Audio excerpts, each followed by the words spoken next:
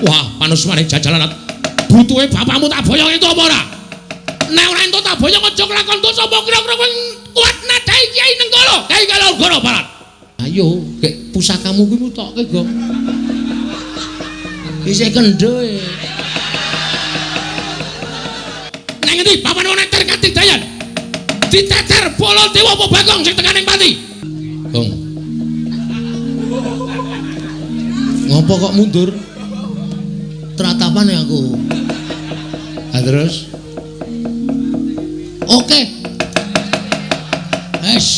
Isin ditonton karo Petro karo Gareng. Iwas bengok-bengok kok ora wani. Oke, nanti papane wong neter Katidayan. Al-Fatihah tujuh Kiseno Nugroho. Bismillahirrahmanirrahim. Kawulaku, waduh Kakang Semar. Mandura geger. Ngendi-endi papan padha untran-untran, ngendi-endi papan padha unjuk rasa. Mergo ora nrimakake nggonku ora bisa nyirep marang pageblik ning tumama nang Praja Mandura. Salajengipun kados pundi? Nalika semono wancing ingkang tak tamtokake, aku nglakoni prihatin kanthi sarana sari narite sesemek ron raja mola bebantal boto sarimbak. Nalika semono ana wangsiting dewa ingkang paring sasmita lawan Baladewa supaya aku sowan marang Karang Kedempel nyuwun biyantu ning Kakang Semar. Lah namung sak kula. Terus kula kenapa cobi kula badhe nyuwun priksa. Kula kadhawan menapa? Ya mung aku yen bakal bloko karo Kakang Semar iki mau, rasaku ora kepenak. Rasaku ora tekan. Ning yen to ngelingi kahanan negaraku, paripaksa aku kudu kuat lan tekan matur marang ngersani Kakang Nayantaka. Nggih, mboten napa-napa, mboten napa-napa. Mang paring pangandikan. Nek pancen Semar kudu dadi srana waluyaning Praja Mandura nggene ketaman Pegebluk, kula mboten napa-napa, mang dawuh napa kula nderek. Sampun malih to kadhawuhan minggah gunung. Nadyan kula kadhawuhan jegur segara, kula purun waton dados waluyanipun negara ing Mandura. Kula kadhawuhan beto barang ing awrat kula sagah nglampahi, kula kadhawuhan mlampahi ing tebih kula mboten badhe selak. Waton ndika Ndara Baladewa paring dawuh. Ning yen aku matur apa Kakang Semar ora kogel penggali luwe-luwe. Penggalemu ora pingget mergo atur ing Baladewa. Den, kula niki nek upama ngrasake pinggete ngati, wis tatas runtang-ranting ati kula. Kula niku momong para Pandhawa ora pisan ora pindho digawe gela, kula ya ora apa-apa.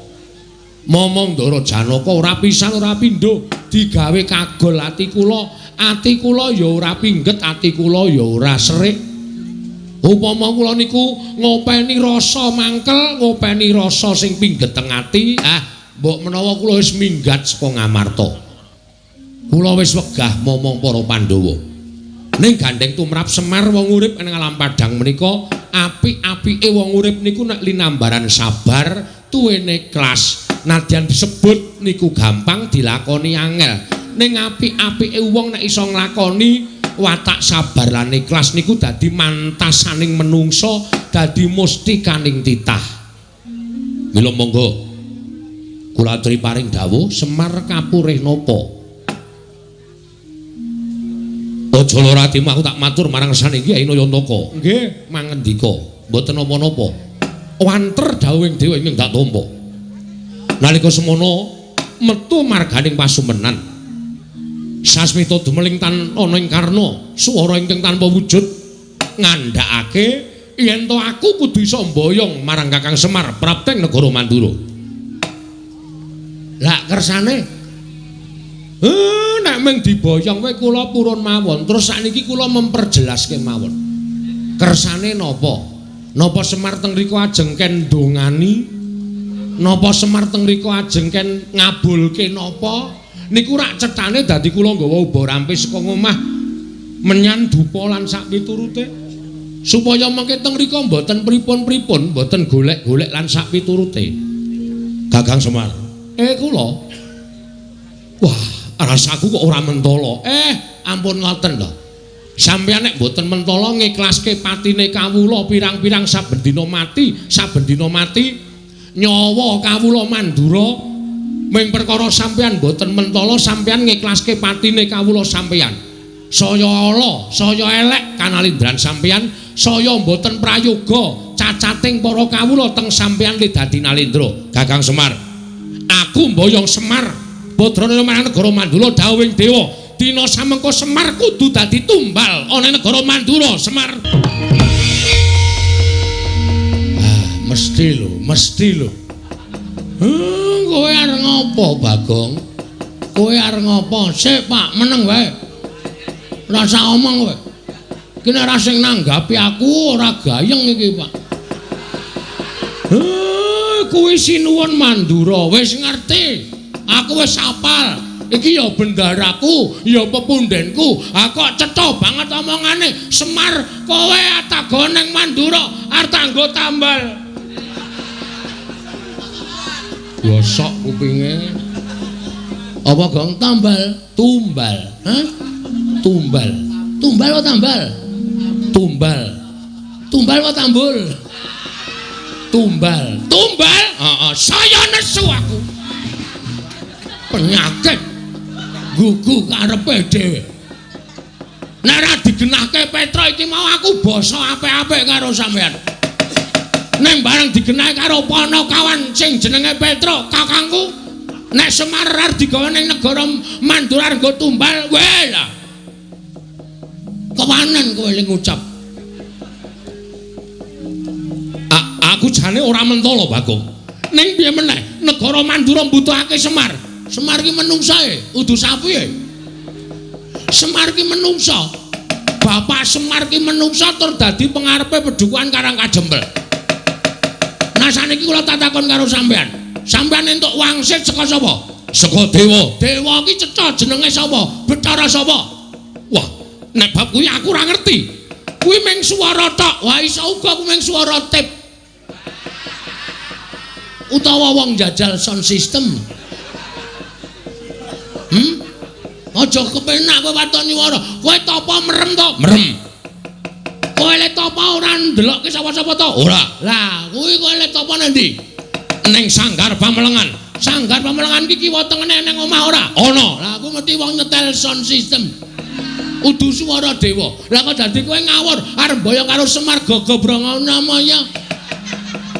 Badranaya. Nayantaka Bojogati. Duduk Manangunung. Kowe duduk, Pak? Ora. Kok jenenge duduk Manangunung?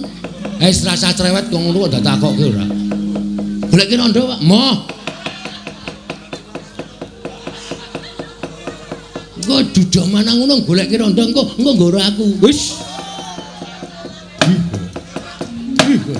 Bales senengane. Hah? Nek Bapak digawa menyang ngendi mau? Negara Mandura jelas aku ora ikhlas. Nek tekan negara Mandura Bapak kon ngopo lah? Sing liyane tumbal, ora masalah, gawanen Bapak. Nggo ngene kene ya nggo apa? Nek Bapak terus digone negara Mandura kok arep dienggo tumbal, berarti kan mung dipateni. Monggo dienggo tumbal ki tegese dipateni, ateges aku ora weruh Bapak meneh. Aku kelangan Bapak. Hah?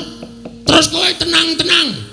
Ngilangi nyawane Semar, terus kawulamu tentrem, terus kowe ayem neng kono tanpa memberi sedekah sedikit pun Anda pancen kowe nganggo tumbal Semar, tukunen kowe. Cedes iki. Meneng wae Pak, ngono nek payu larang kekke, Pak. Ora apa-apa, ya. Ya, Tra ya. Petra setuju kok. Ora apa-apa ngono nek nyang-nyangane larang tak kekke nggo ora apa mati kowe malah penak lho Pak mangane kowe urip perkasa to Pak. Waduh. Ngidoni Semar. Hah? Aku sing ora trima. Aku ora trima. Lah aku tekan kene kudu mboyong Semar. Ora iso. Ora iso mboyong Semar. Kena mboyong Semar. waton kowe iso nglangkai batange Bagong. Nek ngono kowe mepalangi karepe Baladewa. Lho, mesti to. Genah wis wangsulan ngene kok dikira ora mepalangi. Wah, dalah. Woi. Nek meng bengok wae iso aku. Apa dume Baladewa aja. Woi, blenal, panomai jajan sekedar. Wani arep lha ngono apa? Aku ya iso. Kowe aja pamer swara nang kene. Sero aku cangkeme mbok aku. Nyepelekke ora. Gong, ku ndak kriwikan dadi grojokan geguyon dadi tangisan lho. Sing sabar. Terus kan piye? Alon-alon. Iki wis mulai adem lho, Truk. Kene ora disemangati ngene iki. Kok melu guyung apa? Aku ora ngeluconi kowe. Aku iki nesu kok kowe mesam-mesem. Ora kena aku meng lucu karo Petruk karo Gareng ya, Truk. Heeh. Aku dadi kowe melu guyu. Wah, panusmane jajalan. Butuhe bapakmu tak boyong itu apa ora? Nek ora entuk tak boyong aja kelakon to sapa kira-kira kowe kuat nadai Kiai Nenggala. Kiai Kalogoro Barat. Diar kowe. Ayo, kek pusakamu kuwi mutokke, Gong. Isih kendhe. Nang ngendi papane wong neter Katidayan? Diteter Baladewa apa Bagong sing tekan ning pati? Gong. Ngopo kok mundur? Teratapane aku. Terus? Oke. Isin ditonton karo Petruk karo Gareng. Iwas bengok-bengok kok ora wani. Oke, nanti papane wong neter Katidayan. Bagong. Mundur. Ngapa, Pak? Mundur. Aja dipisah, Pak. Aja dipisah. Ora tak pisah, mundur. Aku wani, Pak. Ya aning mundur. Kowe ora ngerti kowe iki okol ora nganggo akal. Bapakmu iki deloken temandang ora usah bengok-bengok ning merantasi. Bapak arep gelem diboyong? Ora, ning kowe minggat to. Kandhani ngeyel ora. Wah, getun aku to. Ra sida gelut getun aku. Gayamu. Moto penge iki. Nuwun sewu. Nek sampeyan ajeng boyong kali Semar ngawi, nggo. Kula mang boyong. Kula ikhlas didadekke tumbal teng negara Mandura mboten napa-napa. Kula manut. Yen kowe ikhlas mapana dina iki tak boyong Semar Badraya. Monggo ndara kula kantun nderek kali sampeyan. Ucap carita nalika semanten. Arsamondo Kyai Semar Badraya nggih sanata Prabu Baladewa. Eling-eling Semar pusaka bisa kandha jimat kang bisa ngucap kasinungan kadidayan linangkung bebasan Dewa Ngejawantah. Dupiar Sanggrayang Kilurah Semar Badraya kena dayaning Kilurah Semar Badraya dawah kalenggak nata Mandura. Ilang sipating nata Mandura nenggih perjineman pasetran daya lumayit nenggih Sang Jaramaya.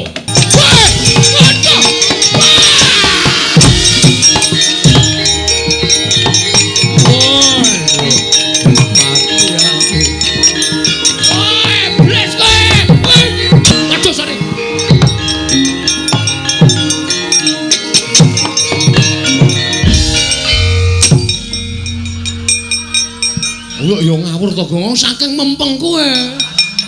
Cengele Semar kaya rai buta. Wah, gejlek sak kayang-kayange. Ngawur ora. Aduh, Kyai Semar kula nyuwun. Kula nyuwun gesang. Oh, sapa ya, Pak? Jaramaya. Wah, Jaramaya ora. Anak buah sapa iki? Anak buah Betari Durga. Iki kawulane Durga. Wah, sekan ratatanan ke. Mangkelake ora. Aduh.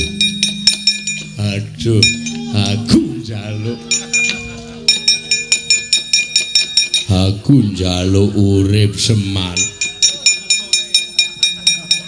Aku njaluk urip aduh. Kowe iki ngopo? Kowe iki ngopo ora tak kapak-kapake? Aduh, mati aku. Aduh. Bagong. Wah, iki apa kepidak kok? Tak kira nek lemper. Tak ngono-ngonoke kok. Kok ya nglembreh. Waduh. Ngapa kowe? Namung dipun utus Pandya Betari Durga supados saged damel karti sampika pejahipun Kakang Semar inggih Kyai Nayantaka. Durga ya ora leren-leren gone gawe srana patine Semar. Lah saiki durgane nanti? Samenika para perjineman Baju Barat sampun ngramyang ngebaki Karang Kadempel. Wis ngramyang ngebaki Karang Kadempel. Inggih, mila mekaten. Ayo kowe minggat to. Omong karo Durga. Nek isih ganggu Karang Kadempel, iki mengko aku sing bakal ngadepi. Nyuwun pamit Kyai Semar.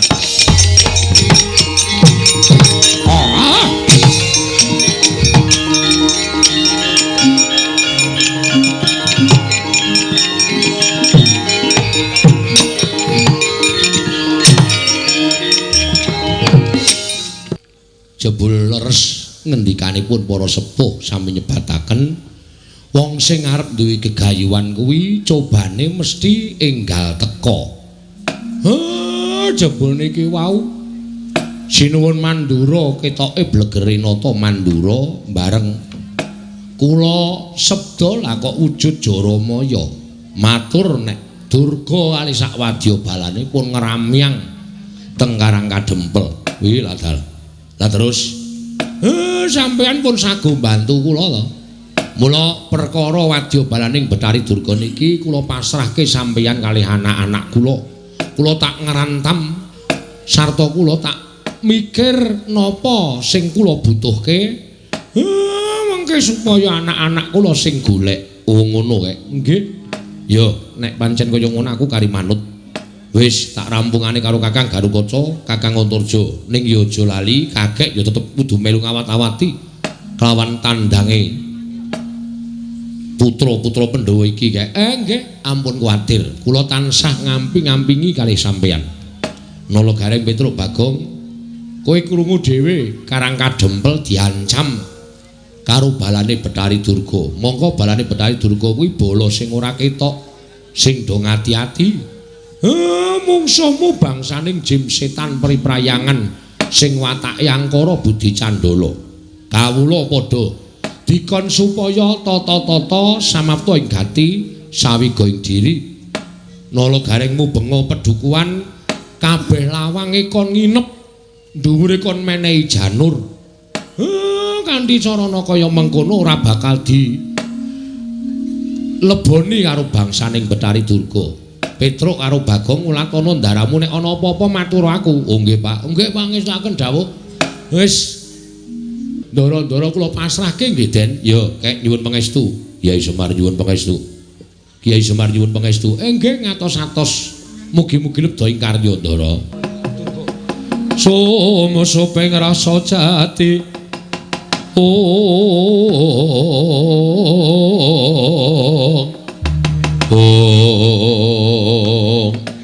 Datan kawusa mapan wonten ing Karang Kadempel nenggih Sang Jaramaya ing mlajar-mlajar awit kadenangan dening Lurah Semar Badralaya nalika semanten pinatak Pandya Betari Durga.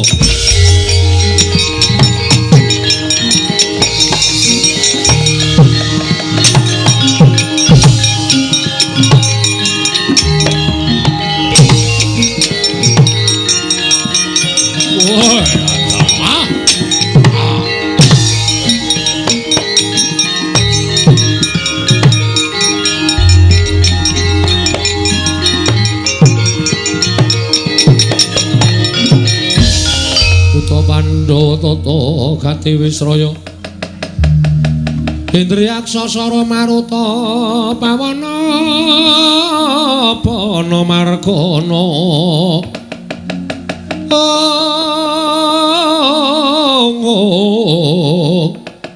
samirana lan warayang bisikan magulingan lima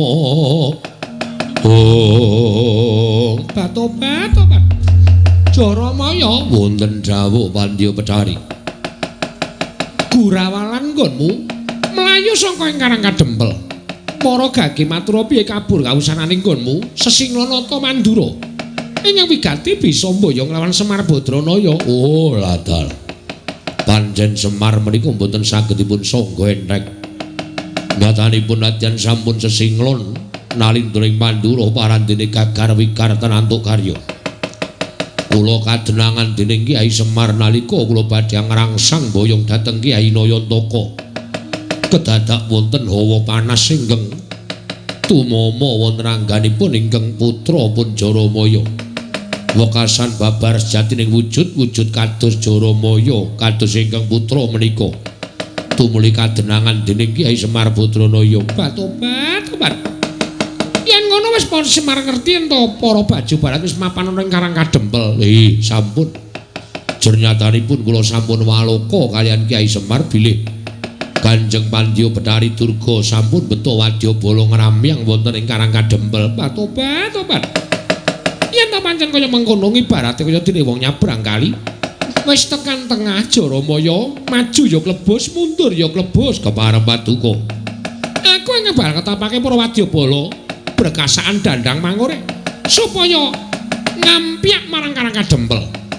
Ora ngomongake para jim setan pripayangan nang kabeh para sukma sangsaran bakal tak kepyakake supaya giri godho kabeh wong Karang Kadempel menika langkung merayogi.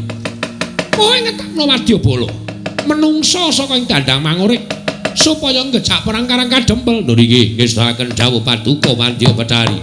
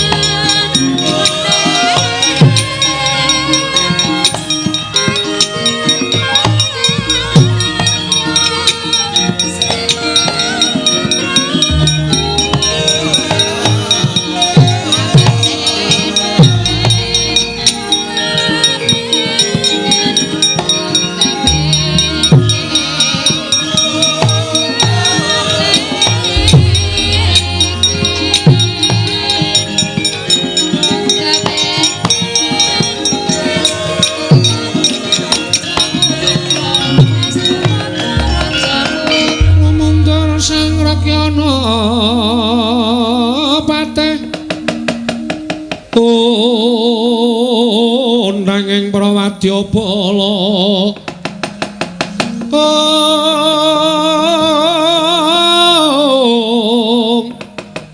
kok sur tambur myang suling pepandhen daludak Dewa Bandara kakandha warna-warna pindha jala dhyana sri kawuryan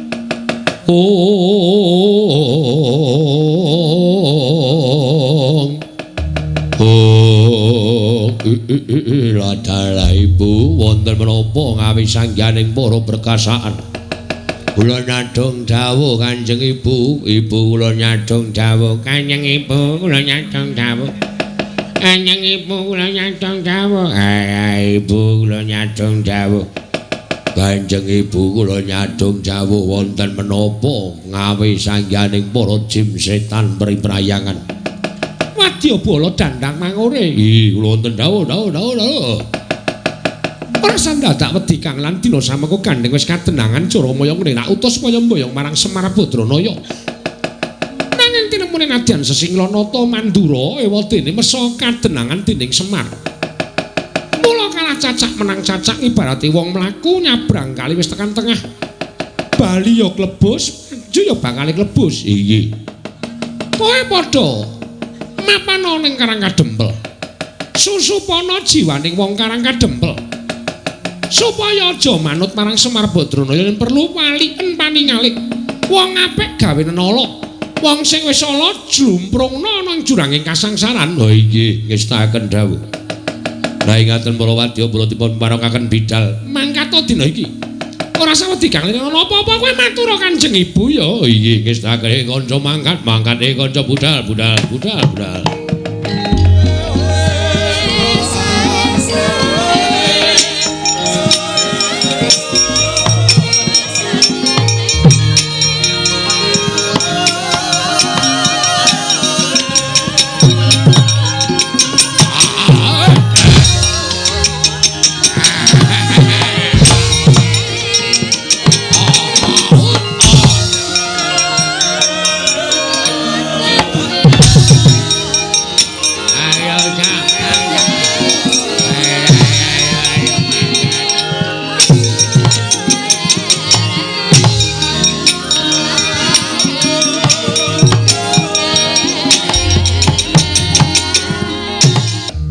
Lamun mangsa prawira diktaya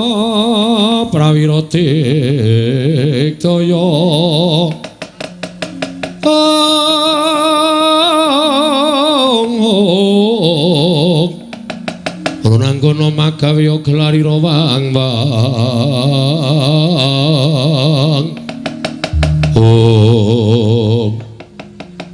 ana satria ngaglah sapa iki takon karo aku satria ngrandu Gumbala Bambang Antasena ya dasar Kemaranyata sing mburi sapa Bambang Petruk Kanthong Bolong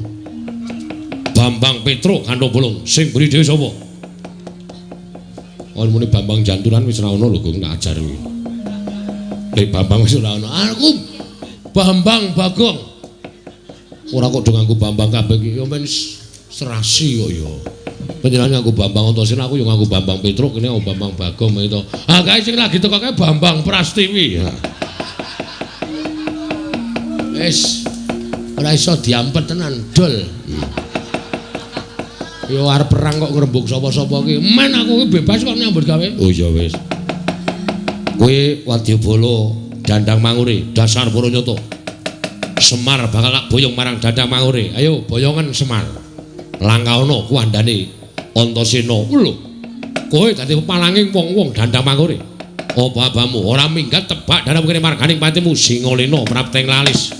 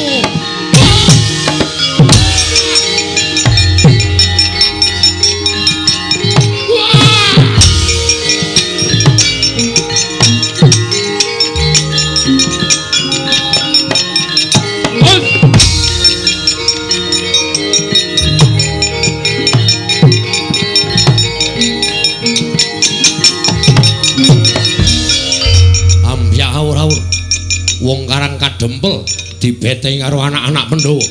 Kowe wong Dandang Mangure ya dasar para nyata satra sisik Antarja. Kowe sapa? Aku Tumenggung Salukat Katut Barat. Tumenggung Salukat Katut Barat. Arep ngopo? Boyong Semar Badranaya. Ayo sirnakno Antarja mati dening aku.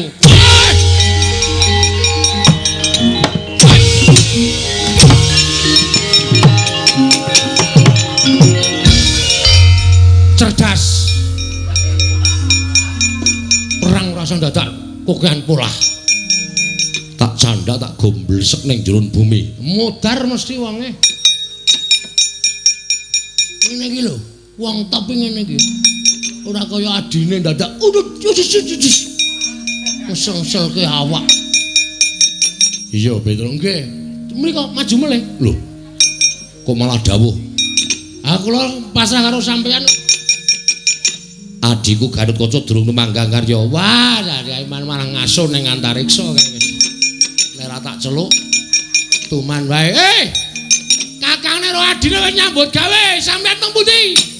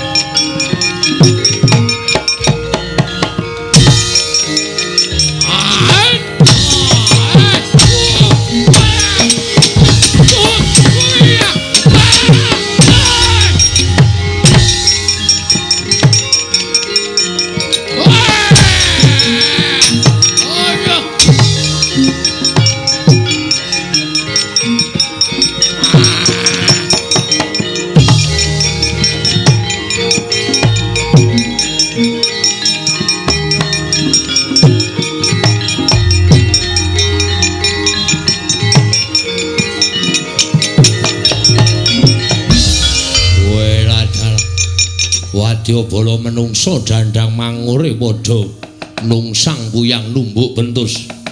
Ora kok padha kalah piye kae? Padha kalah piye kae? Ora kok padha kalah piye kae? Para perjina manjim setan priprayangan. Aja nganggo cara sing agal. Nganggo cara sing alus. Jiwane wong-wong kae disusupi men padha gelut dhewe-dhewe kanthi cara mengkono Karang Kadempel bakal geger. Oh iya, ayo Kang tak derekake. Ayo Kang tak derekake. Ayo alon-alon.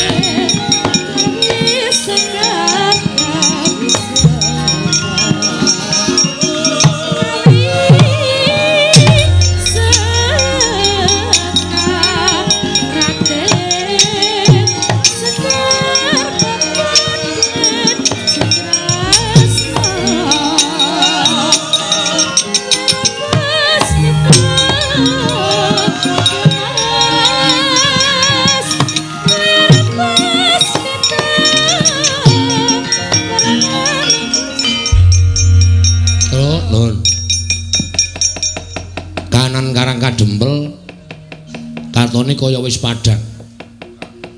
Iki wis tentrem kahanane mengkari bapakmu bakal miwiti bangun Karang Kadempel. Nggih. Nek ya kudu tata-tata lho, Den. Merga nuwun sewu. Sing nami Wadyabala Dandang Mangure niku mboten miwujud menungsa tok.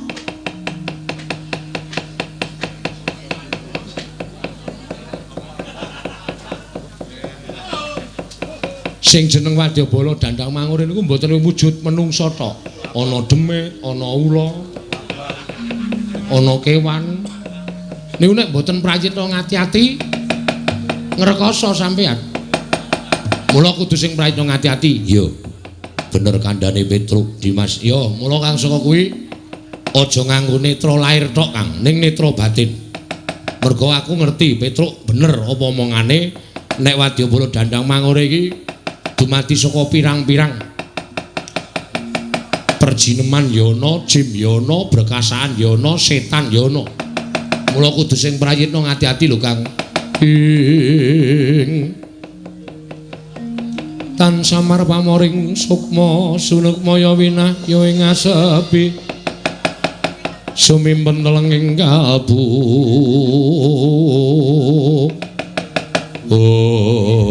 datan prayitna nata pringgondani Prabu Anum Gatotkaca sinusupan balaning Betari Durga mila katingal abrit bergatak pasuryane nalika semanten datan taliwara anyan ndak kira Petruk linarak wani kaget lisang Antasena wau.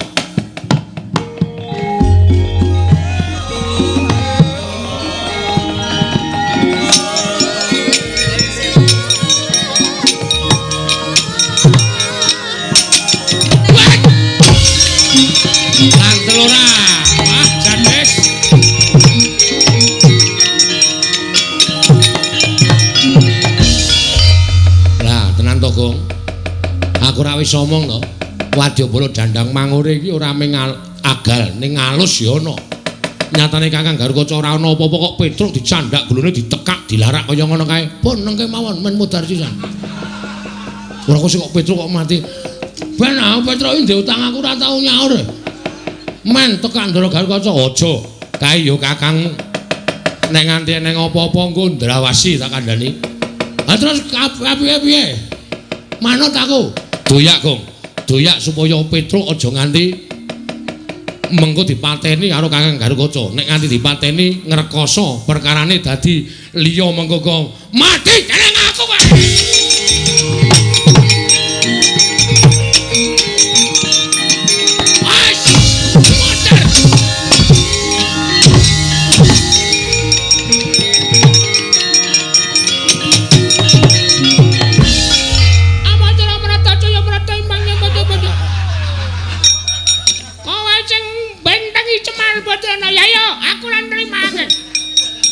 Wo cah iki Kang Selupan cah iki.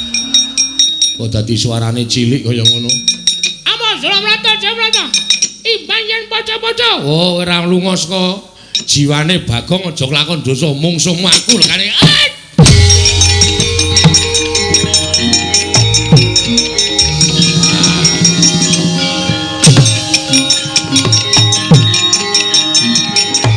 Mari kok mari.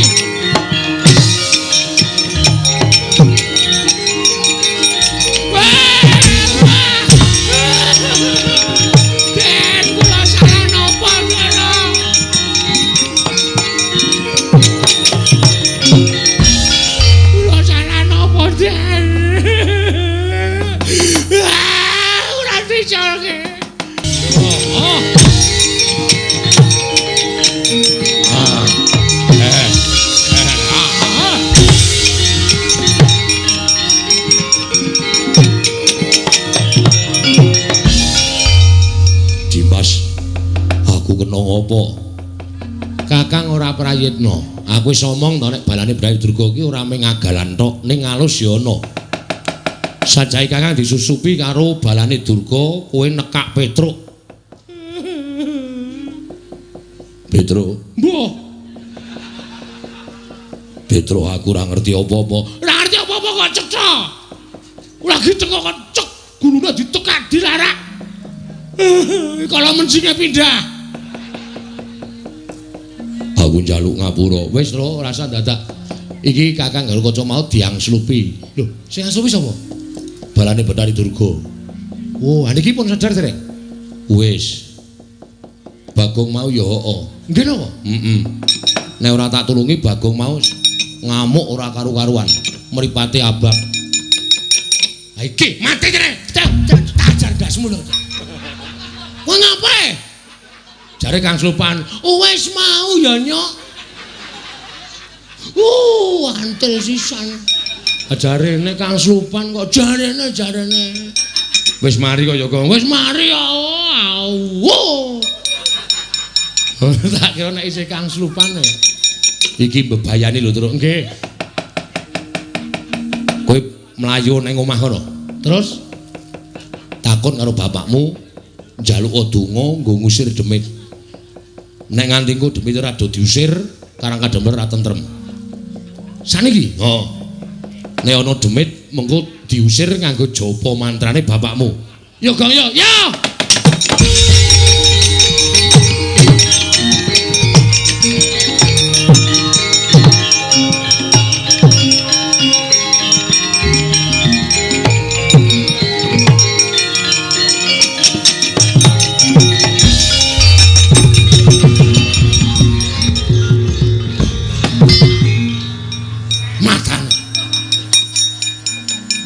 Pedane mlayu banter banget. Aku sing nyuruh saka mburi kok banter banget. Ana wong tuwa tenguk lincak nganti gegeblak. Nyun ngapura, Pak. Piye Petruk? Ndara Antasena wis iso nyingkirke Wadyabala Dandang Mangure sing wujud menungso. Sing waune kathah sanget musuh Ndarasena diajar kabeh. Wah, bubar mawut. Terus ning niki sing tekan Karang Kadempel ora ming wadya menungso, Pak. Ning Wadyabala jim setan priprayangan. Ndara Garukaca ya Kang Slupan, Bagong ya Kang Slupan. Iki kula diutus kalih Ndara Antasena ken sowan Bapak. Heeh. Ken nyuwun donga ngusir demit, ngusir setan supaya kahanane tentrem. Aku ki nek ngusir demit ming tembunge Teguh Yuwana slamet saka kersaning Gusti. Wis kuwi anggrana jim setan kowe ndodhok ning ngarepe terus kowe muni Teguh Yuwana slamet saka kersaning Gusti. Wis ana mangkat Teguh Yuwana slamet saka kersaning Gusti. Ya, Gong, yo. Yo, sik aku ngapalke sik. Ya. Teguh Yuwana slamet saka kersaning Gusti. Teguh Yuwana slamet saka kersaning Gusti. Ayo, Gong. Ha, ayo. Teguh. Aduh. Truk. Rene sing piye to? Aku ora apal e. Teguh Yuwana slamet. Pokoke ling ngapalke ngene iki.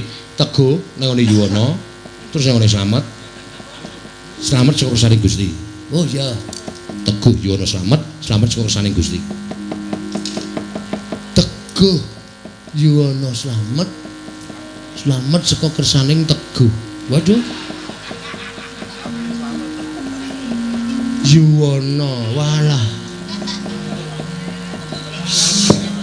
Teguh Yuwana nang gone slamet ngampiri Yuwana. Angel tenan iki slamet ngampiri Yuwana ngejak Prastiwi. Angel tenan iki. Pokoke dhewe kudu gareng meneh di gareng. Gareng asal dijak kok ndak ngisir. Oh iya. Ayo endi wong Karang Kadempel. Ayo udus. Nek tak matke ra kuat atiku. Teguh Yuwana slamet saka kersaning Gusti. Teguh Yuwana slamet saka kersaning Gusti. Teguh Yuwana slamet saka kersaning Gusti. Diar mandi bapake. Ayo Gong aku wis entuk siji. Yuwana. Wah, jan ora bener-bener iki mau. Monggo wis tak incengke lho. Teguh Yuwana slamet saka kersaning Gusti. Modar. Apal saiki.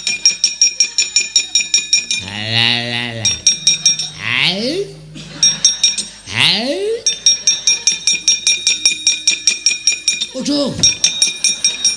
Medani tenan iki.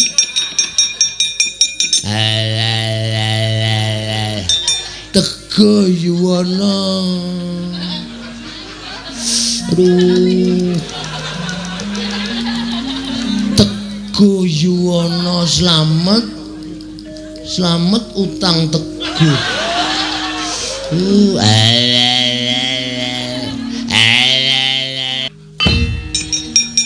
Oh, aku wis sukses kok. Udus. Teguh Yuwana slamet ya aku. Oh, kaya demit e bokongmu. Seka kersaning Teguh Yuwana. Cah kok ora igo ora. Teguh Yuwana.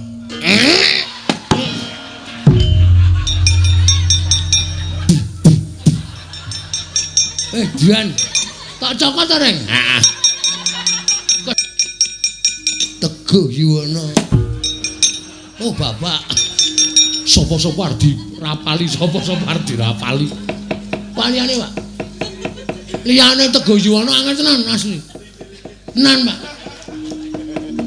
Kajate ora dadi, kajate ora dadi, kajate ora jadi, jing ciripit gula batu kejepit.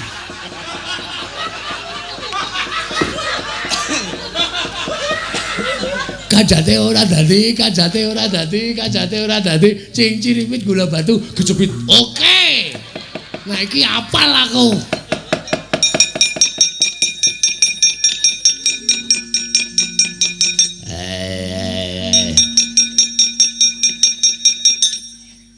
Kajate ora dadi, kajate ora dadi, kajate ora dadi, kajate ora dadi, cing cirsili. Nah, kajate ora dadi, aku krungu.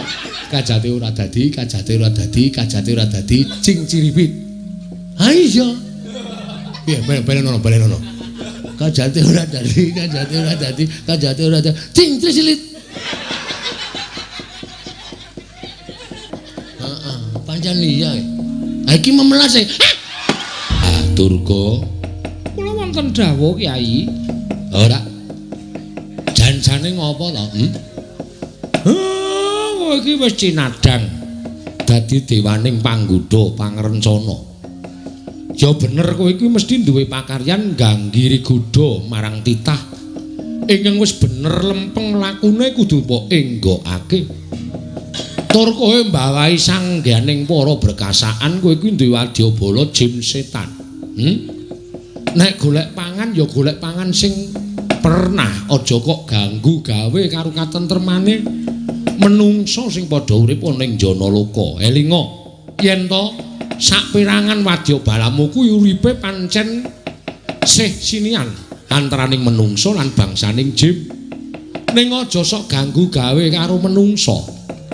Wis cinadang dening panguwasaning Gusti. Jim setan kuwi duwe pangan dhewe-dhewe, menungso ya duwe pangan dhewe-dhewe.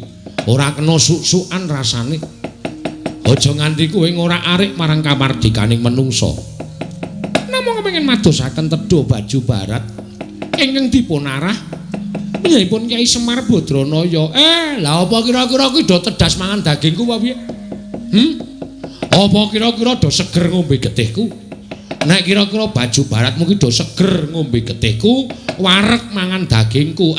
Aku ikhlas. Ning kosok baline nek do mendem, nek do modar ngombe getih karo mangan dagingku, aja mbok luputke Semar. Ketoke pancen aku kuwi, pancen kepenak nek diangkah dadi panganing baju barat. Ning kowe ora ngerti. Malah wong kaya Semar iki sing janjane daginge ora enak, gethihe ora seger tumraping para berkasaan.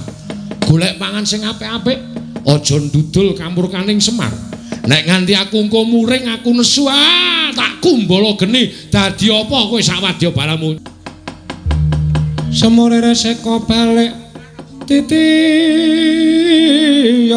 kandayane.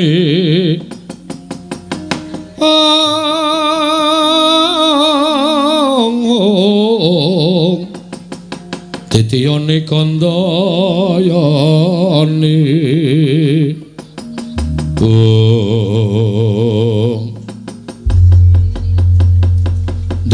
Antasena kula ngaturke panuwun nggih Den. Ya kek ora dadi ngopo. Pancen wis dadi kewajibanku lan para putra kabeh kudu gawe tentrem karang kadempel. Nggih, matur sembah nuwun. Nala Gareng Petruk Bagong. Kowe pancen wong-wong sing mempeng. Kowe bisa ngayomi marang kawula karang kadempel. Nggih, Pak. Pangestunipun Bapak. Nggih, Pak. Pangestunipun Bapak. Nggih, Pak. Pangestunipun Bapak Semar. Sedaya sampun ketingal trentem ayem. Iya. Lah, saiki aku arep kandha karo anakku Bagong. Mergo kowe mau wis tak janjeni arep tak utus. Lho, Gong, kek maju. Lah iki didadekke wong penting karo Bapak. Maju. Pripun, Pak? Wewangunan iki bakal indah, bakal apik lan becik. Kowe munggah ning kayangan. Waduh.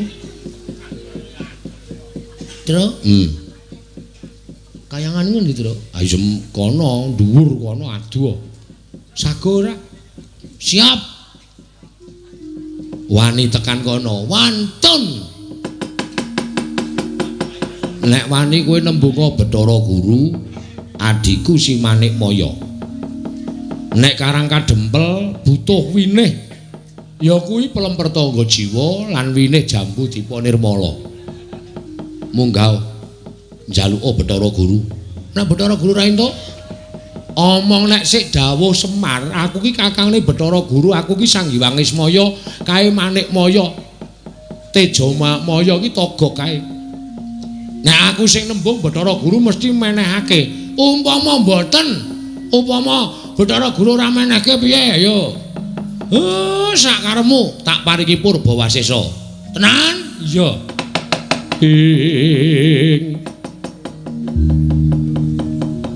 Bagong yen Malegang Legong ngelingana putrane sang Bojogati.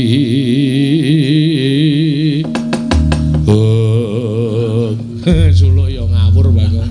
Ora ana sulukan Bagong kok tak gawe ana. Engko ming mangelingono. Ayo pokoke anggere mangelingono ra wis beres. Ha iya. Pun ngoten Pak, kula nyuwun pamit tambang semetu. Pangestu. Ya sing ati-ati. Tru, aku arep gleleng, Tru. Ya. Munggah kayangan aku. Ngerti dalane apa? Udah. Aku wani ngono. Sing jeneng munggah kayangan ki munggah Gunung Himawat utawa Gunung Himalaya. Kuwi gunung dhuwur banget. Nganti pucuke ora ketok, pucuke tembus langit. Kono kuwi mapane kayangan. Kuwi nek kepleset sithik ngono, wah glundung modar. Kok ada to, Pak? Pancen kudu ngono, mengkari sago ora. Kowe tak duta ning kayangan. Sah iki lakone. Wis diduta dening Bapak Semar. Tak anteni balimu nggawa winih jambu dipa nirmala karo winih pelem pertangga jiwa. Alah mung diganti winih. Biasane kembang to, Pak. Ora sok mbadar iki kaya ngono kuwi. Kok ndak do ngerti. Oh nggih ngestaken dawuh. Nyuwun pamit Pak Bidal dinten menika. Wis ya Reng. Engko gara-gara kira nganggo aku sik. Waduh. Anjuk piye tenan ora ana sing nyebar pil kabeh ditotoli pitik. Ya Tru aku tak makasih ya Tru. Hati-hati ya Gong. Heeh. Antasena kula nyuwun pamit nggih. Ya sing hati-hati Gong. Pokoke anggrono gunung tulisane Gunung Himalaya kuwi munggah engko tekan kayangan. Siap. Nene dudu tulisan Himalaya aja dunggahi lho Gong, ora sembarangan munggahi gunung. Nggih. Kula nekat kok wong. Pun ngaten mawon kula nyuwun pamit nggih, Ndara. Ya sing hati-hati. Wis ya, Pak. Iya. Nek Bathara Guru ra meneke, sak karepmu arep piye-piye sak karepmu. Aku sing tanggung jawab. Oke, wah gleleng iki. Wis ya, Reng. Wis kemenyang kono cerewet wae ora. Wis ya, Tru. Ya wis tak sangoni Puja Basuki. Basuki kadi pira? Udu. Njaluk pamit ya, Pak. Iya wis gek wis kono. Iki ra disangoni blas apa piye iki? Ngarep dikongkone kok dadak njaluk sangu kayangan kira ana wong dodol. Mawe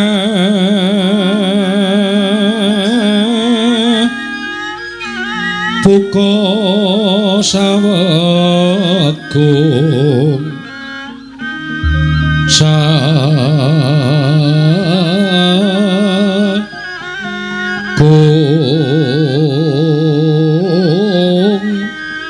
maring dalan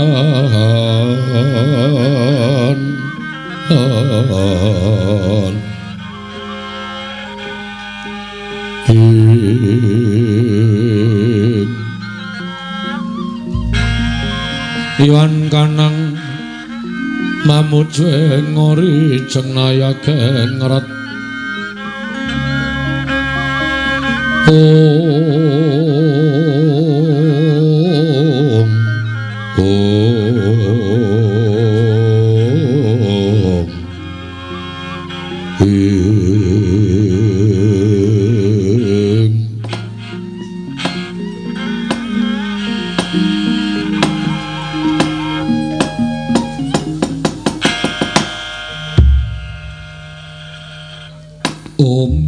Nomo sidam sekaring bawana langgeng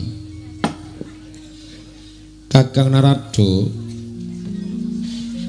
Kakang Kanika Putra bantreng wareng adikku Kakang Narada punapi king menapa pendak-pendak Kakang Narada kula timbali teka paring dawuh ing mekaten bantreng wareng menika tegesipun sapi dados atur kula menika punapi ngaten lho Di mekaten Kakang inggih sarawujeng ngandika Kakang Kanika Putra wonten ing Bali Martiyu Kunda Manik sami katuran karaharjan Kakang inggih tansah pinanganing kawidatan ing sami kala sawanipun ingkang raka sithik pangdalutal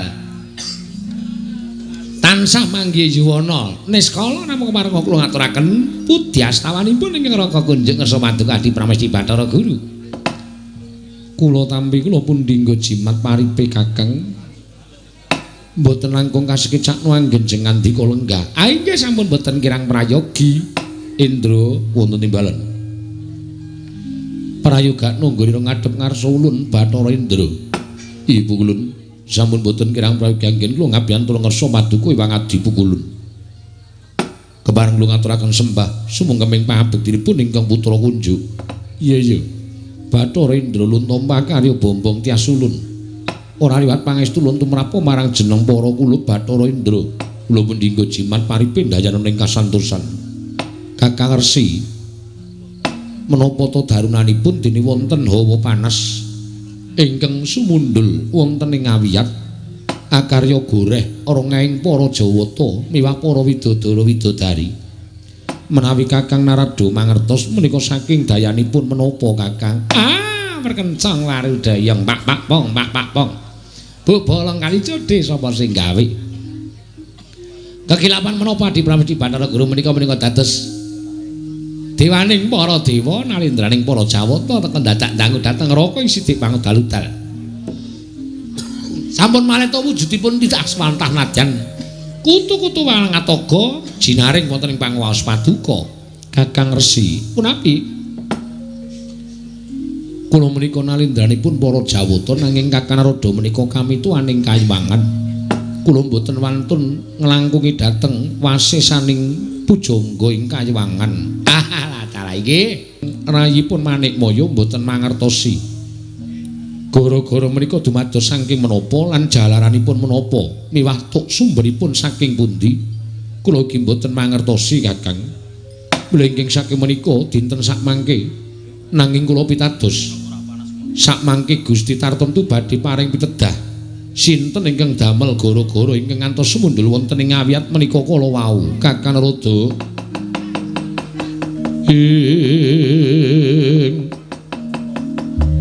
Pandhita kang kirarya wangsit pindha kombang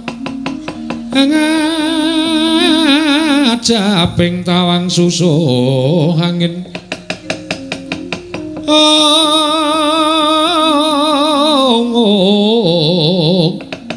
Susu angin ngendi gone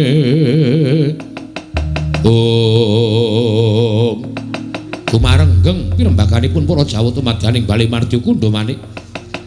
Nalika semanten Iwang Pikulun Manik Maya miwah Iwang Pikulun Narada sami-sami datan mangertosi apa to kang dadi darunane dene wonten hawa benten ingkang sumundul wonten ing antariksa. Dados sakuling mangke ala ing para Jawa ing samyang gantung seba lamun ana titah ingkang wantun minggah wonten ing Kayuwangan. Datan sanes kejawi namung ki Lurah Bagong wantun mancak ponco niti minggah Bali Mardi Kundha Manik akarya kagyat kang samya mulat. Pindha kumbang hangacaping madu sarine ing tawang susuh angin ngendi nggone Kakang Narada punami samenika sampun kepanggih menapa to ingkang dados darunanipun dene Kayuwangan sumuk kados mekaten. Mbok menawi menika ingkang dados sababipun teka wonten mita pujang karo ingkang minggah wonten ing Kayuwangan monggo kanthi badan wadak monggo kesangren kula tingali menika rak mboten sanes menika rak majanipun Kakang Ismaya ingkang ragil inggih menika pun Bagong. Dalah ing atase derajate ngaceplik wae kok munggah ing Kayuwangan ki wigatine apa? Kakang Narada lenggah ingkang langkung prayogi inggih kula badhe ndangu kalian pun Bagong. Kula sumanggahaken di Panakawan Bagong. Padhararja sak praptanira Panakawan Bagong. Nunamit pasang kaliman tabut nebena ing ladene Demawahing Tawang Tuwang Pukulun. Linepana ing tulak manuk. Kula ingkang abdipun Bagong atmajanipun Bapak Semar ingkang sowan ngabiyantara ngersa Paduka Pukulun. Iya. Riwe nganti kaya klapa dineres unjaling huswa nganti ora isa tinata Bagong. Nggih menek dhuwur tenan iki wau. Gunung Himalaya niku pancen dudu sebaene gunung. Nganti pucuke ketutup mega jebul sak dhuwuring Gunung Himalaya niku wonten papan sing keladuk endah, keladuk. Kula dereng ngerti, kula dereng tau weruh kok papan kok asrine kaya ngeten. Menapa menika ingkang winastan Kayangan Pukulun? Iya, iki Kayangan Bagong. Waduh Pukulun. Bejo kemayangan sinung ora kangelan. Dene kula sampun dumugi wonten ing Kayangan, kepareng kula ngaturaken sembah pangabekti kula kunjuk Pukulun. Iya ya Bagong ulun tampa. Nun nggih. Pukulun menika sinten? Lho. Kita wis ngaturke bekti kok durung ngerti kalawan ulun. Nuwun pangapunten Gladiwana Gulang Tepang. Ulun iki Bathara Guru. Non, ulun iki Bathara Guru. Wah, mucal teng pundi? Lho. Mucal ning ndi piye? Lah edan tenan ta iki. Bagong iki tekan kene kok Bathara Guru kok mulang nendi? Lho, biasane guru ki rak mulang nendi to SD napa SMP? Dengkul kita kuwi. Bathara Guru ki dewaning para dewa, jejuluke Sang Hyang Bathara Guru. Ora kok guru mulang SD SMP. Anggepmu iki nang jagat apa iki nang Kayangan, Bagong? Oh, anggih mboten ngertos kok. Pukulun Bathara Guru. Iya, ya Manik Maya. Oh, Manik Maya niku sinten? Ya ulun. Ya Jati Murti. Wah, ora nggo gawe kursi. Hus. Kayu Jati, Jati Murti iki asmaning Bathara Guru. Wah, lah pirang-pirang jenenge. Ya Sang Hyang Catur Bojo. Catur Bojo. Iya. Kali condong catur? Us. Di sampun ngantos panjenengan ngendika kathah-kathah mangke badak kewirangan. Kula namung genahaken kalian Bagong Kakang Narada. Nggih ning bocah niki sembrana. Mboten menapa-menapa Kakang. Kula mboten rumaos sakit manah kula. Lah, iki Bathara Narada ki cerewet wae. Us. Karo dewa dunake cerewet ora. Kula niku lagi ngedongke mbok menawa tambah kawruhku. Dewa kok omongane tracah. Tracah piye? Aku iku Nilakanta. Nilakanta ku mau. Nilakanta, aja mbok tambahi apa-apa. Oh, nggih. Ya Sang Purwacarita. Waduh, jenenge akeh kathah sanget nggih Pukulun. Iya. Niki sing kaya teko niku sapa niku? Teko dengkulmu iki Ilun Bathara Antarada. Wah, nggih niku rada terkenal teng donya. Bathara Antarada, ya Kanikarsi. Weh. Kanikarsi, ya Kanika Putra. Weh lah Kanika Putra, ya Resinggana. Waduh Resinggana, ya Watek Resi. Wah, jenenge pirang-pirang. Lah sing wingking piyambak niku iki putrane Hyang Pilun Bathara Guru. Oh, Bathara Murid. Hus. Bathara Guru ki duwe putra Sang Hyang Bathara Indra. Wah, Sang Hyang Bathara Indra edan tenan. Lho Pukulun.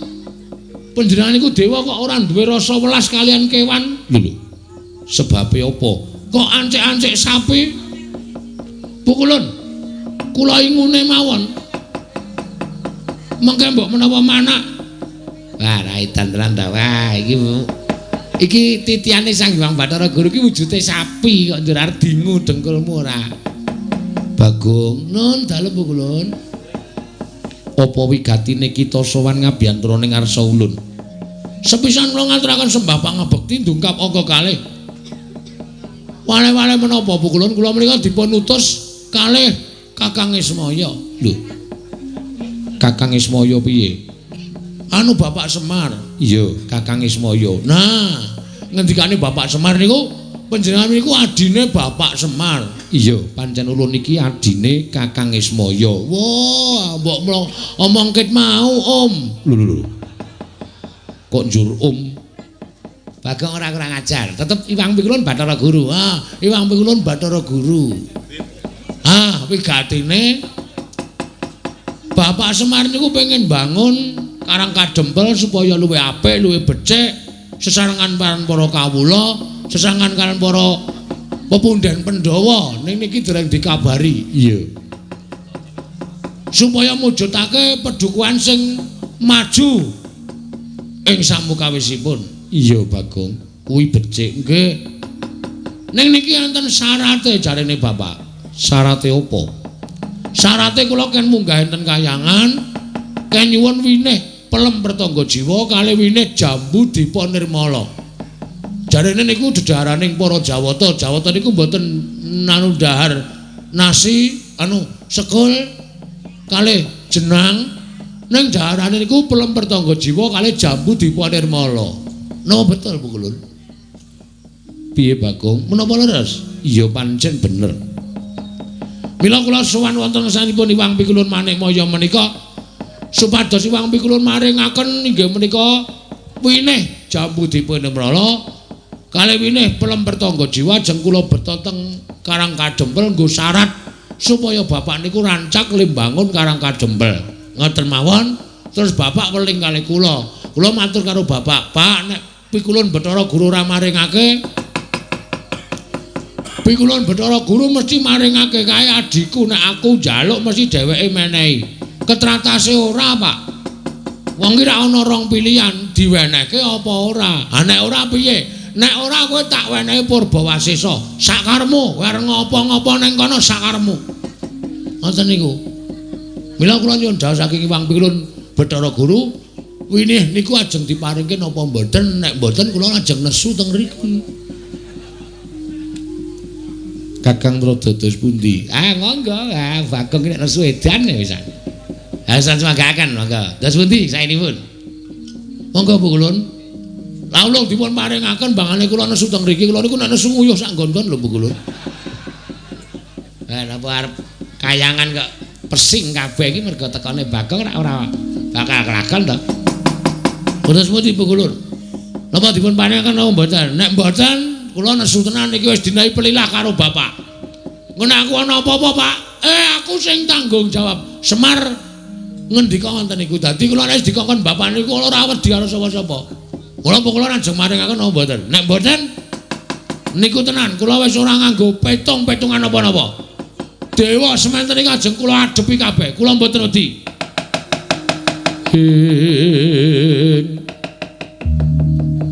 Jaja muntaplir kinetap duka yayasinipe netra kocak ngundarandir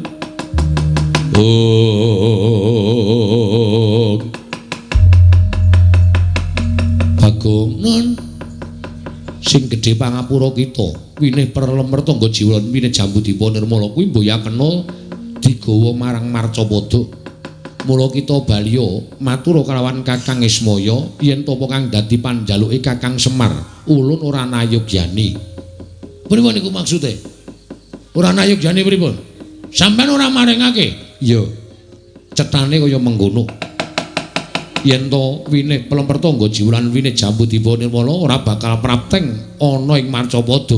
Mula Kang Sangga kuwi Bagong kita balya kita aja pisan-pisan wani gawe geger ning kayiwangan mundhak ulun ingkang ndawahake pidana kelawan jeneng kita Panakawan Bagong. Ing Jaja muntap lir kinetap duka yayasinipe netra kocak ngundarandir Koperdamse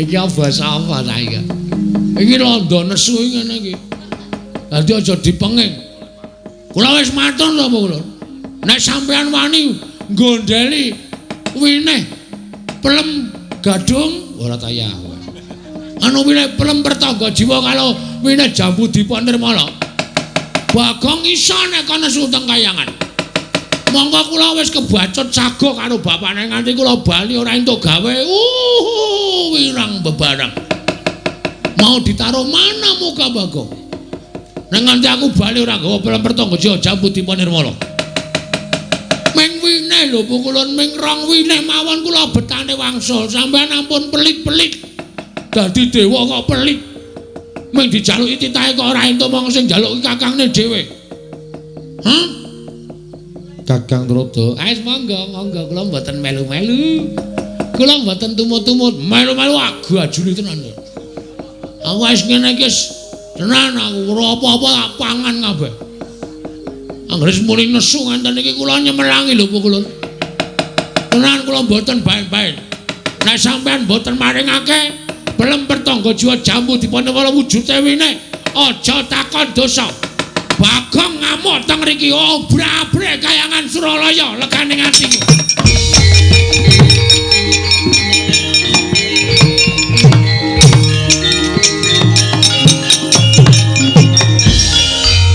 Yen ngono kita wani karo kadewatan. Mergane sampean cetelok. Sampean men dijaluki kakangne kok ora entuk. Njur ngopo nek perkara Jambudipun Nirmala pertangga jiwa ora jalan ning jono ora digawe karepe piye aku takon. Kula ora trima nek carane ngaten iki. Bagong kita wani nguman-uman Sang Hyang Jatimurti. Kita wani nguman-uman kelawan Sang Hyang Bathara Guru. Dina samengko kita keluputan. Kita ulun cemplungke ana ing Kawah Candra Dimuka. Ora wedi. Apa iku Kawah Candra Dimuka? Kowe ngerti ora Kawah Candra ngerti ora? Kawah Candra Dimuka isine geni. Nggo ngobong wong sing dosa-dosa kuwi. Oh ya wis ra sida. Ora ngerti aku tak kira nek kolam renang. Kolam renang ya pinter nglangi padake. Kita bali apa ora? Ora, mboten ajeng wangsul. Yen kita ora gelem bali bakal ulun patrapi pidana. Napa pidana sampean? Kula tampa. Ning nek pidana sampean ora temomo nang Bagong kosok baline. Sampean sing kula pidana. Guntur geni guntur angin sirnakno Panakawan Bagong.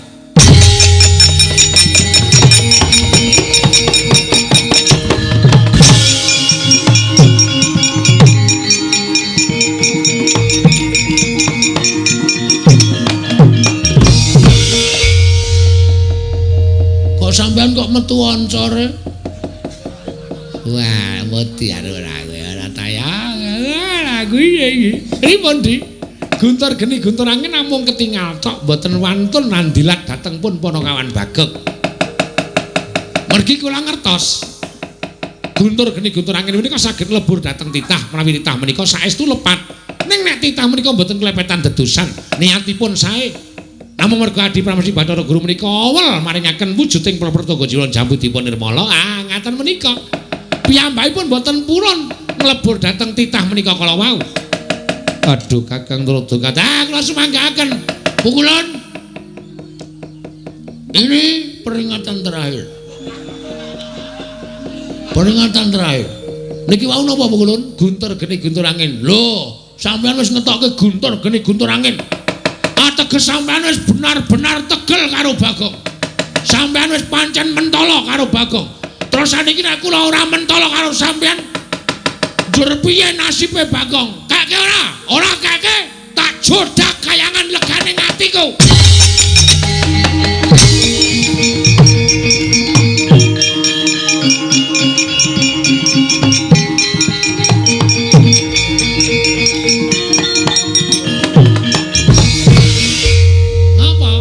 Guru Melayu kok kowe malah nang kene. Bathara Guru mabur. Kula ora iso mabur. Terus Bathara Antrada ora iso gawe Bagong mabur ajar nang kene. Bocah iki piye ta ya ora piye-piye, serius iki. Ayo dongane. Ala dene dewa. Wah, Indra piye? Kula semanggaken Pulun. Kula mboten tumut-tumut. Indra ora sampe melu-melu. Ana mundur kana? Lho malah dawuh. Ayo guys. Ya kene. Kula niki kon piye? Aku digawe iso mabur. Ku anggere gelem iso mabur tak coblos do metemu kimpes kowe. Wah, trondolo iki dene. Dewa dipaeka karo Panakawan. Wis ga wis. Anae japa mantraku supaya iso mabur. Nah, ku anggere entek gase ning dhuwur tak ajar kowe. Ora bakal entek gase kuwi kadigdayan aji-aji kok entek gase. Wis digawe, wis. Saka panguwasa ulun kita iso ngambantir kantara. Wah, matur nuwun Ibu Ulun. Ya, aduh. Sepatune tak wae. Us. Ukuran pira kuwi? Iki papat loro. Wah. Nerada kok sikile jebebeh. Agi aku mung 36 kok. Kowe papat loro. Wah, wis kono gek mangkat minggat ana ngomong wae ra. Wis gawe aku ki bingung musuh kowe. Iki carane mabur kepiye? Angger kowe iki terus pangesti atimu kowe iki jejak Pratala. Del mesti munggah kawiyat. Oh, siap.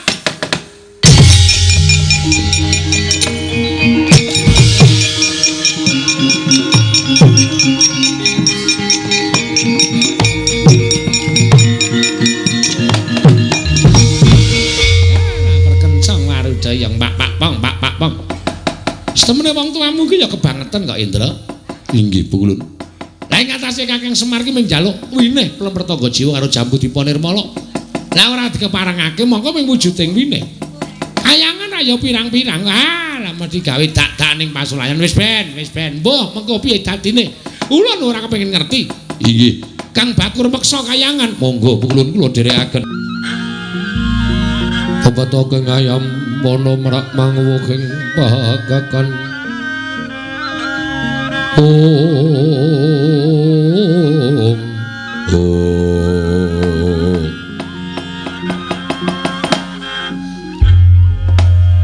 Koko Prabu Sarawuh Paduka kula ngaturaken pasegan Panakrami. Inggih Yayi. Sampun kula tamya karya bombong raos sing manah. Kresna baktiku katur. Ya Werkudara ndak tampa. Koko Prabu sembah kula. Ya Arjuna ndak tampa. Sawetawis wekdal Kyai Semar miwah atmajanipun boten seba wonten praja Ngamarta. Nanging imanipun ingga sapriki sampun tanganipun tigang candra. Kyai Semar boten kepareng sowan wonten negari Ngamarta. Koko Prabu menggah pemanggi paduka Kanjeng Koko Prabu kados pundi? Yayi, nuwun sewu. Menapa Yayi mboten utusan kan para kadang utaminipun Werkudara menapa dene Janaka supados nanjihaken kelawan Kakang Semar? Koko Prabu nembe kemawon kula badhe utusan tumuli Koko Prabu rawuh ing mekaten kula tumuli tetarosan lan paduka Kanjeng Koko Prabu Werkudara. Nggih. Apa Dimas ora ngerti apa to ingkang dadi jalaran dene Kakang Semar ora sowan marang praja Ngamarta? Kados menapa Kyai Nayantaka mbok menawi mangke manggi beda Koko Prabu.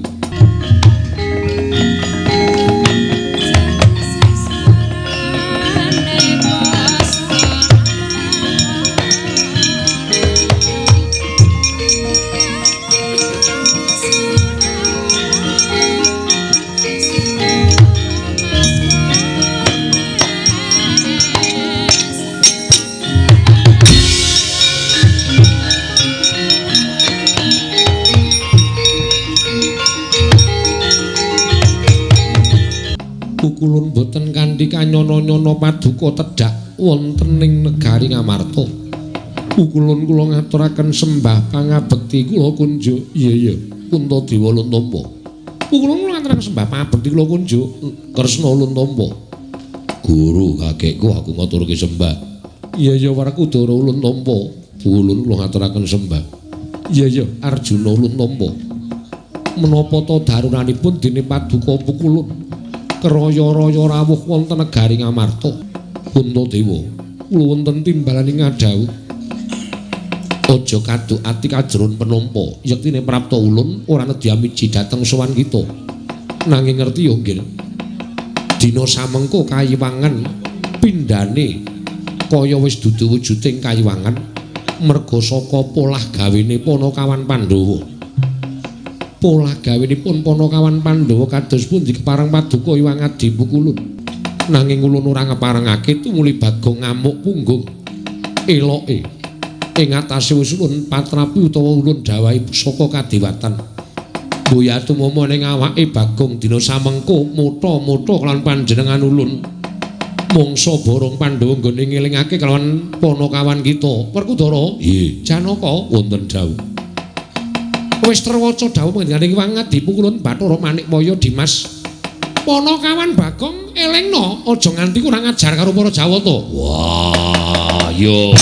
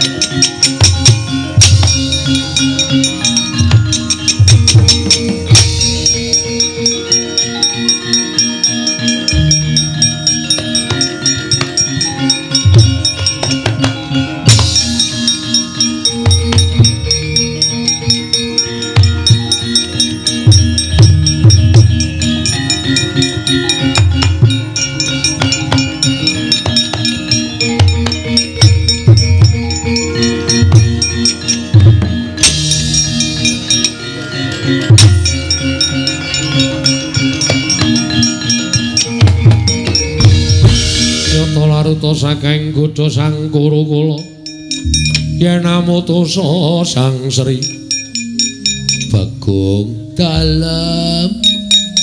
Bagong non apa bener kowe ngoyak-oyak Bathara Guru? Heeh. Lho, ora basa anu nggih. Sebabe apa? Mulang matematika urung rampung wis tinggal lunga. Sapa? Aja edan, aja ngawur. Bathara Guru wis sesembahaning para titah. Bagong. Ayo dilereni nggonmu mutha-mutha Sang Hyang Jagannata. Nuwun sewu, Ndara.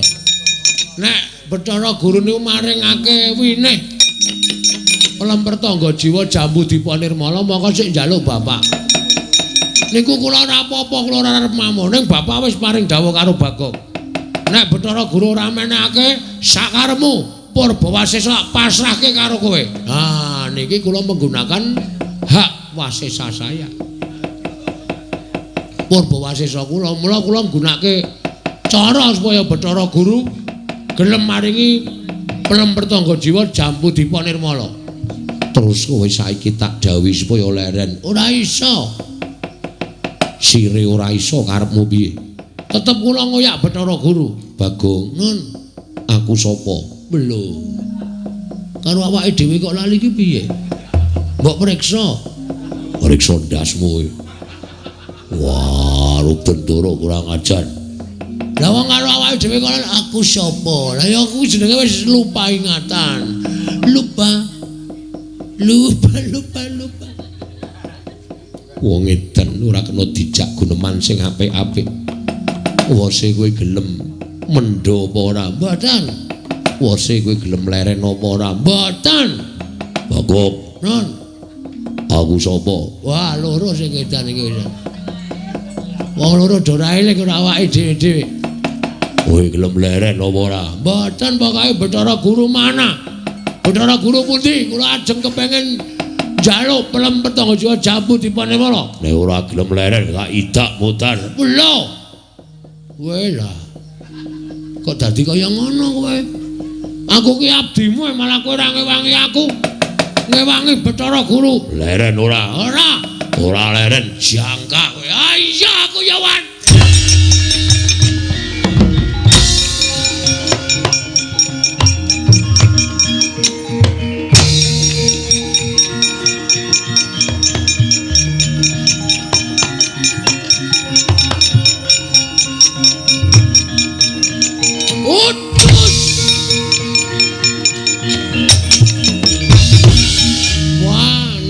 Modar tenan aku.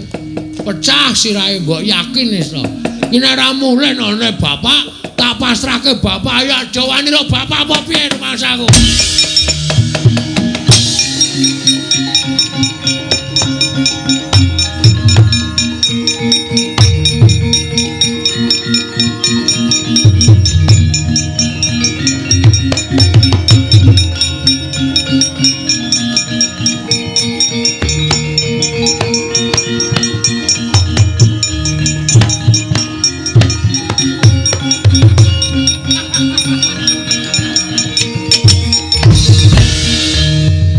Glimpangke meja Mas lho.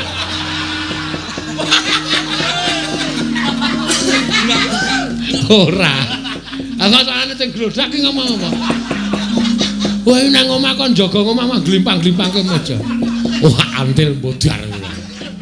Penyakit ratanan. Ya ora apa-apa dinggo gayang isu-isukan ya terus. Iya. Men ora teko kekes banget. Bagong wis bali. Sampun, Pak. Endi pinihe? Ini dele wae. Lah aku rak kongonan kowe tak kon njaluk winih pelem pertangga jiwa jambu dipa nirmala. Endi? Entuk gawe apa ora? Pak. Bathara Guru cetil. Bathara Guru pelit. Tak jaluki pelem pertangga jiwa jambu dipa sing wujud winih. Aku wis matur nek sing butuhke Babe Semar. Ning Bathara Guru ora maringake, malah aku ditibani anu Pak apa kembang api. Hus. Kembang api anu guntur geni guntur angin. Plecik-plecik ngono. Kowe lara, walah pengecune bapak aku canggleleng ya Pak. Dadi tibani kok ngono kuwi ora pasah. Ya syukur. Terus Bathara Guru tak oyak. Bathara Guru mlayu mabur. Iku sik. Lah apa kowe iso mabur? Aku njaluk aji-aji Bathara Antarada. Wah, jan bocah kok nglidhike ra jaman-jaman. Bathara Antarada jaluki aji-aji. Kei ra kaya antil. Wah. Canggleleng e. Terus dikai terus aku iso mabur. Ning ki mau tak jajal wis ra iso. Wis entek gase. Heeh, tikate gosong ya. Wis ra iso mabur meneh. Terus Bathara Guru prapta ning negara Ngamarta, Pak. Aku dipethuke Ndara Janaka karo Ndara Werkudara. Terus Ndara Werkudara menging aku ngoyak Bathara Guru aku nesu. Kono ya nesu aku didak aku endo. Lah terus engko takono wonge dhewe engko wonge tekan kene, Pak.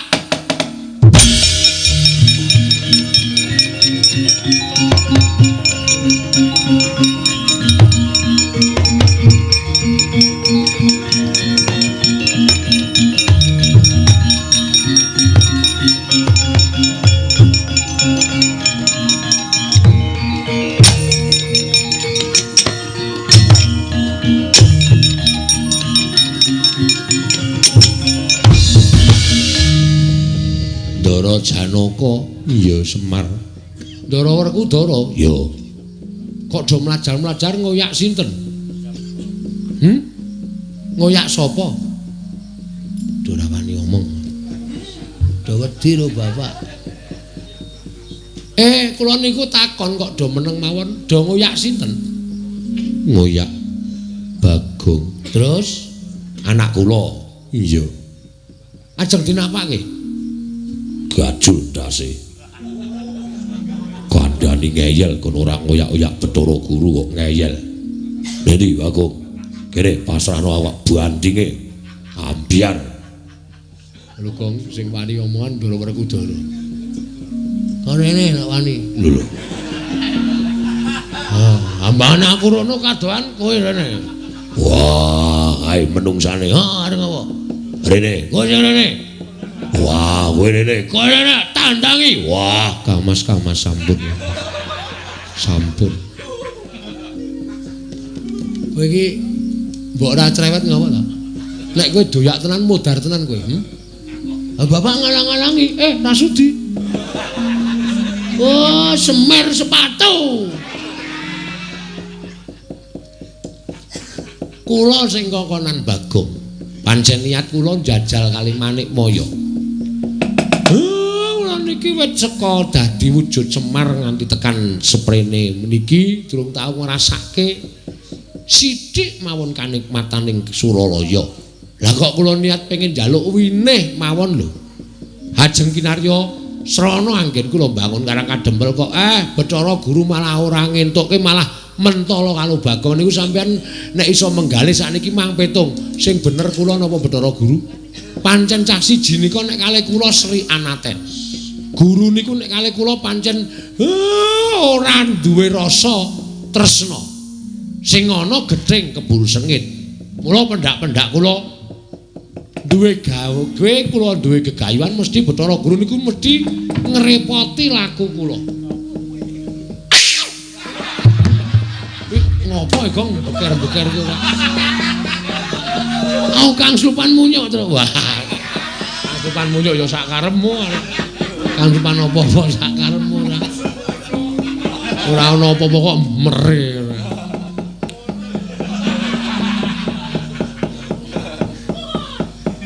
Pripun sakniki kula tak takon sampean. Nggih. Lah terus aku kudu piye? Pun sampean mboten santen pundi-pundi mangke ndel teng mriki. Mengke rak Manikmaya tekan mriki. Nek tekan mriki aja kula tanjeke karepe pripun?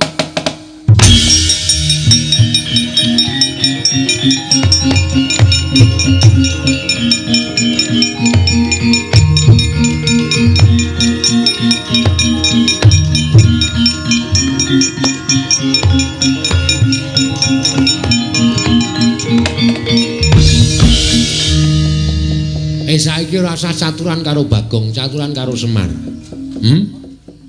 Coba aku ngelongi kayamu apa? Aku ngelongi derajatmu apa? Ming tak jaluki winih loro til siji wae ora tok wenehke malah kowe arep mentala karo Bagong. Saiki sirmu piye karepmu piye? Aja ro bocah tuwek do tuwek. Ayo. Wah, bapak nek ngene iki medeni. Jiwae ditantang karo bapak. Aku nek wis nang omah ya medeni bojo kowe tak tantang. Awon bojomu kok. Wah, bojoku ki traing. Ya Pak yo, kose. Konjur ayo Pak. Ayo dirontoki saiki, Pak. Bale pangan munyuk. Is. Becone ana wong gawe bahan senengane ngono kuwi lho aku ora seneng aku. Nun ngapunten iki gedhange kula pangan mboten apa-apa biasane pangan munyuk kok ngono to. Terus pojok wetan. Apa? Iya. Hah? Inggih. Kakang Ismaya kula nyuwun pangapunten. Menawi Kakang Ismaya badhe ngersakaken winih pelemperta nggo jiwolan winih Jambudipun Nirmala kula caosaken. Mencra-mencre. Mau dek aku nembung ra dikeke barang Semar sing ayo saiki piye tak tanteng wutuh kowe ngejak apa? Terus pucet. Pajan wis. Yaene kok mangan gedang. Marai merinding.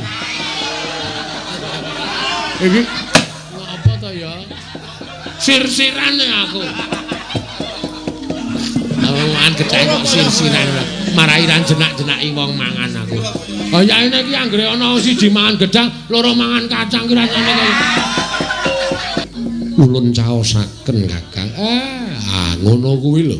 Wong aku ki dadi Kakang wis ngalah karo kowe pirang-pirang abad aku urip ning donya, kowe ning kayangan kanikmatan bondo donya, derajat pangkat tok cukup kabeh aku mung dadi kere kaya ngene wae tak trima kok mung jaluki karo Kakangne kok kaya ngono.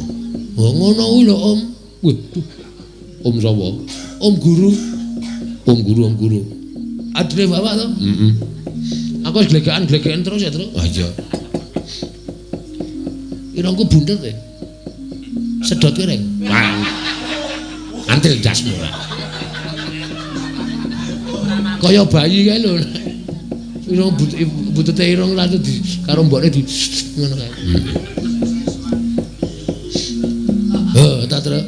Aku wis sentrap-sentrum ngene iki. Heeh. Iki nek ora golek anget-anget. Ah iya. Ayo kene. Winih. Jambu dipanirmala. Pelemper tangga jiwa kula caosaken tangan kula kekalih Kakang.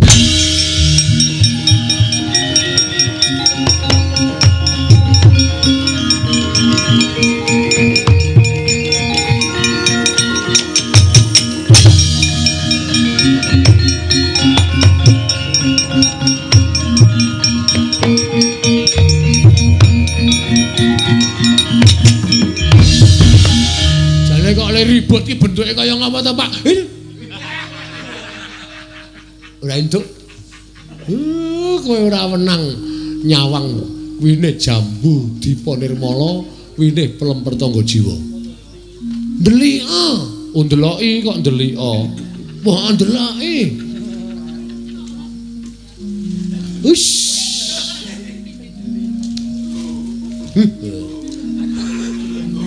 Mangkel lah. Sesuk golek winih dhewe. Ya Reng ya. Heeh. Ditandur ya Reng. Ngene wae Reng. Kowe iki sirahmu kok ana lendut tak tandurane winih.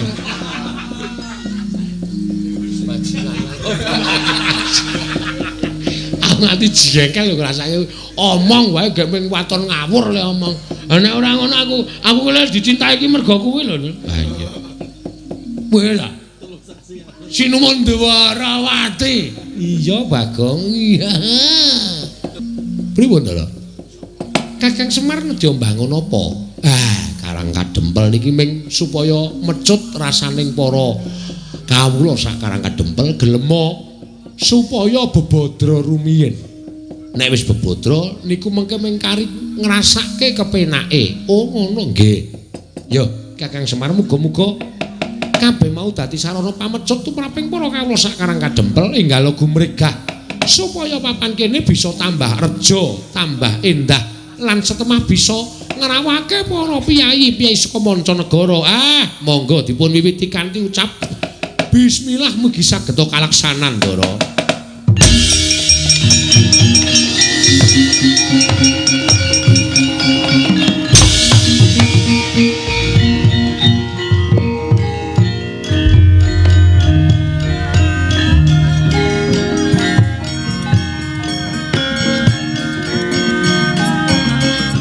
Wassalamualaikum warahmatullahi wabarakatuh.